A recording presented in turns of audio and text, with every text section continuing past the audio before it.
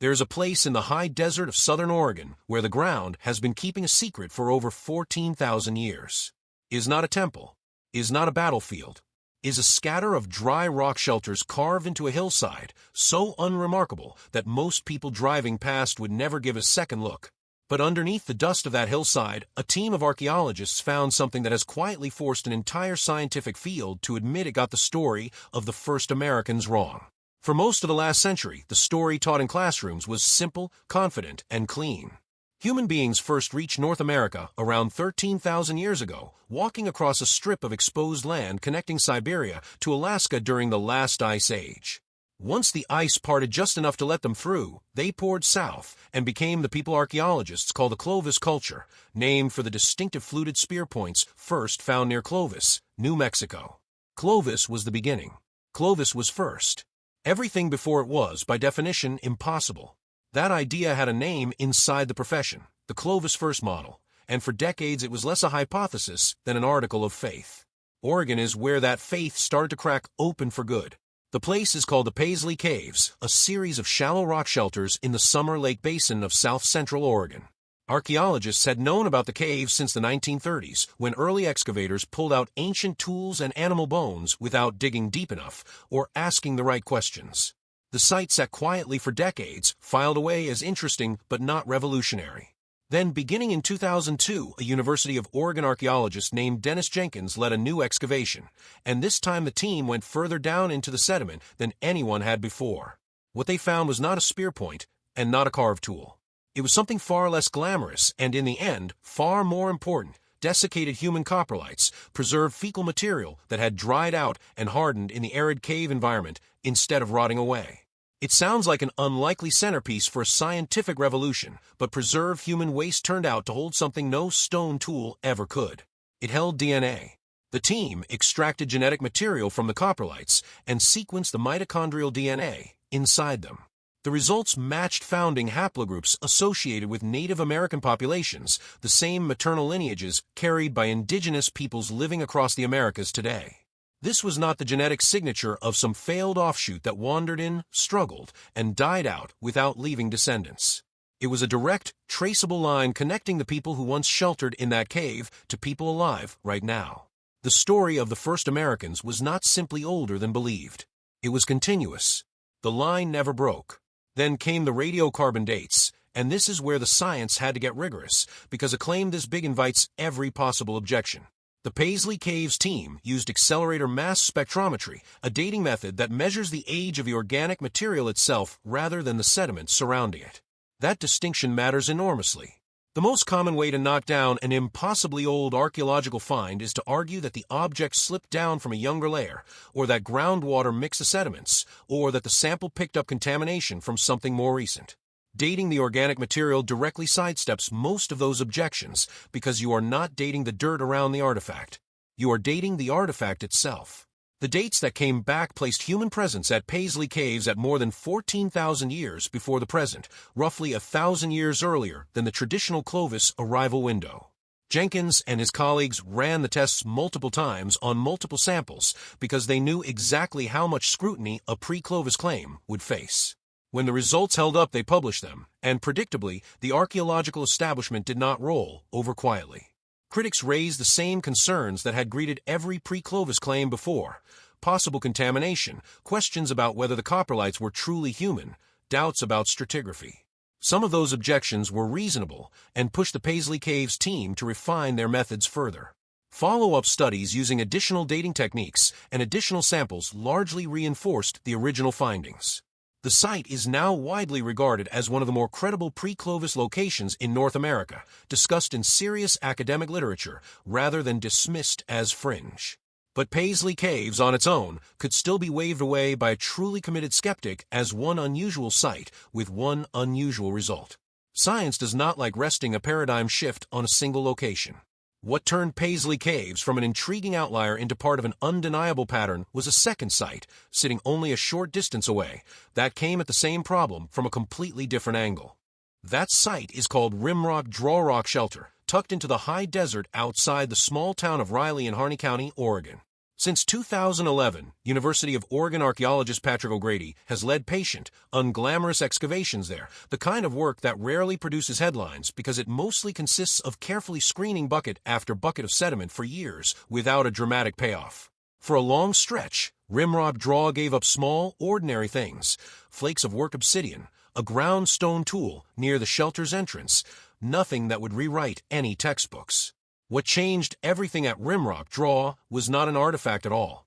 It was a layer of volcanic ash buried in the site's stratigraphy, geochemically matched to a known eruption from the Mount St. Helens volcanic system, dated by geologists to somewhere in the range of roughly 15,000 years ago.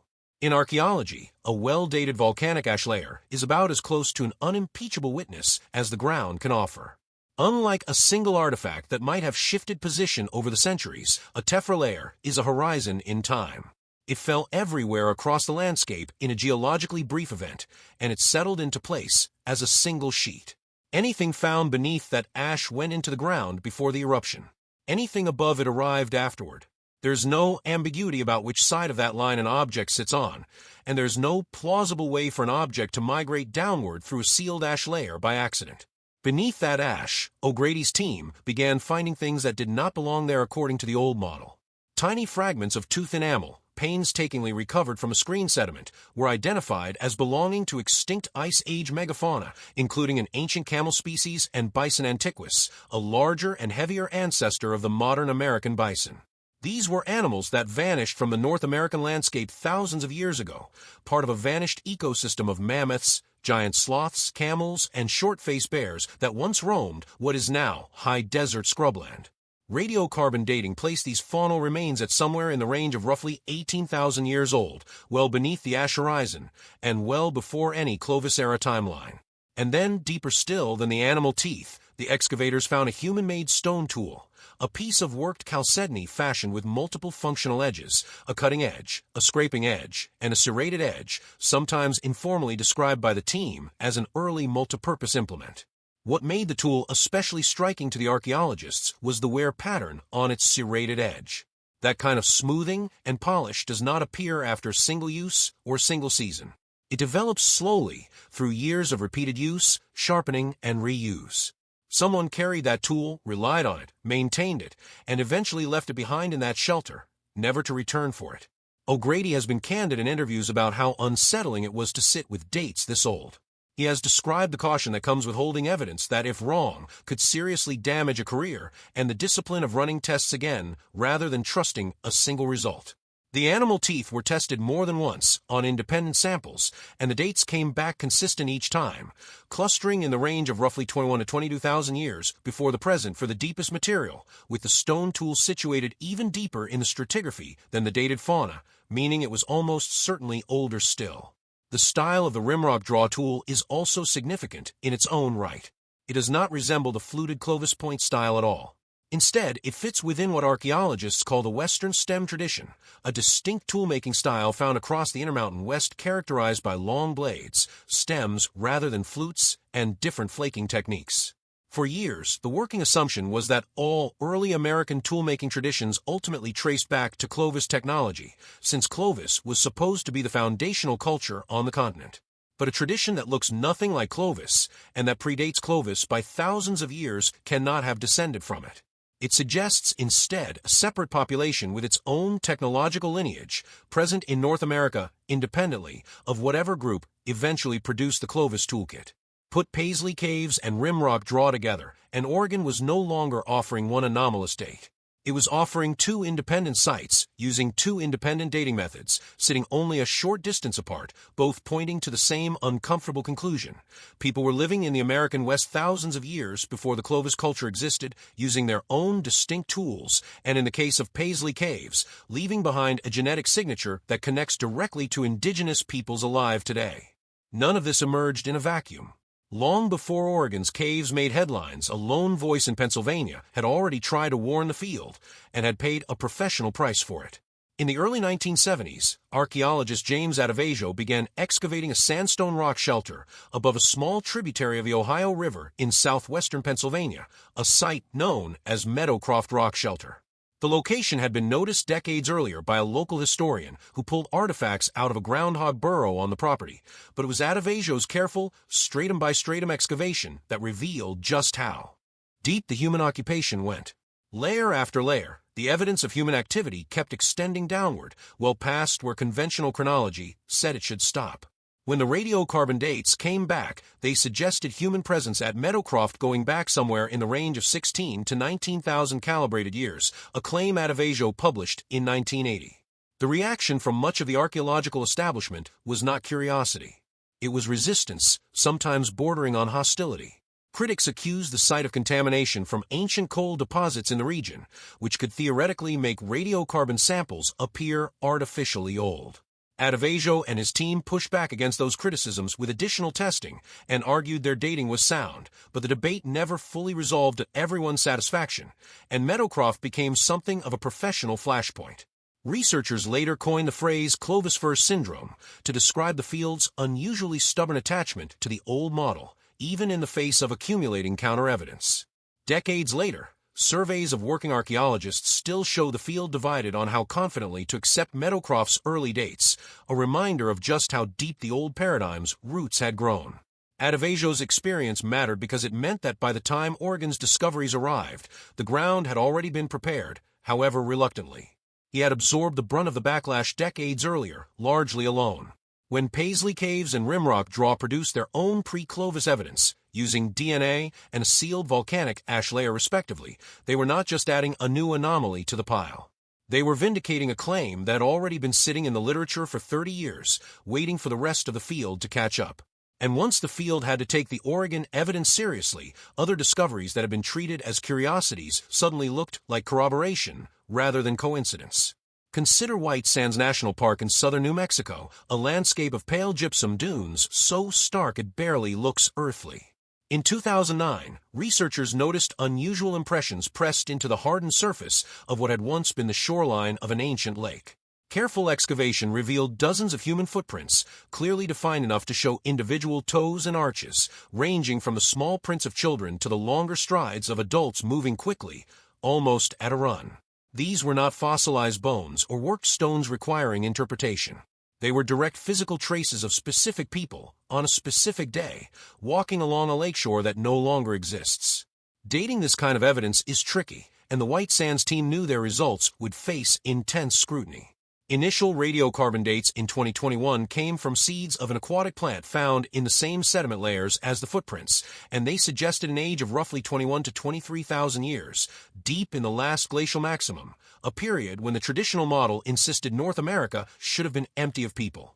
Skeptics raised a legitimate concern. Aquatic plants can sometimes absorb old carbon from groundwater, which can make radiocarbon dates appear older than they really are.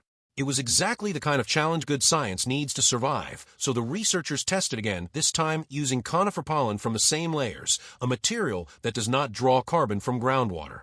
The pollen dates match the plant seed dates almost exactly. A third independent study published in 2025 used organic material from wetland and lake sediments and again returned dates in the same window. 3 separate lines of evidence, tested independently, converged on the same conclusion. The footprints at White Sands also appear alongside tracks left by Columbian mammoths and giant ground sloths, animals that vanished from North America thousands of years ago. Human beings and Ice Age megafauna were sharing that shoreline at precisely the moment the old textbook model insisted the continent had no human inhabitants at all. Then there is a case so much older that it strains even the revised timeline, the Cheruti Mastodon site in Southern California. In 1992, highway construction crews cutting through soil near San Diego uncovered mastodon bones completely by accident, with no archaeological survey underway at the time. When paleontologists examined the remains years later, they noticed something strange. Some of the bones displayed spiral fracture patterns, the kind of breakage that occurs only in fresh, still flexible bone rather than bone that is already fossilized and turned brittle. Scattered among the bones were several large stone cobbles too heavy to have been carried there by water, resembling hammerstones and anvils used to smash bone open, most likely to access the fatty, calorie-rich marrow inside. Uranium-thorium dating of the bone material returned an age of approximately 130,000 years, a figure so far outside every accepted framework for human presence in the Americas that when the findings were published in the journal Nature in 2017, they triggered enormous controversy. Whatever species processed those mastodon bones was not modern Homo sapiens by any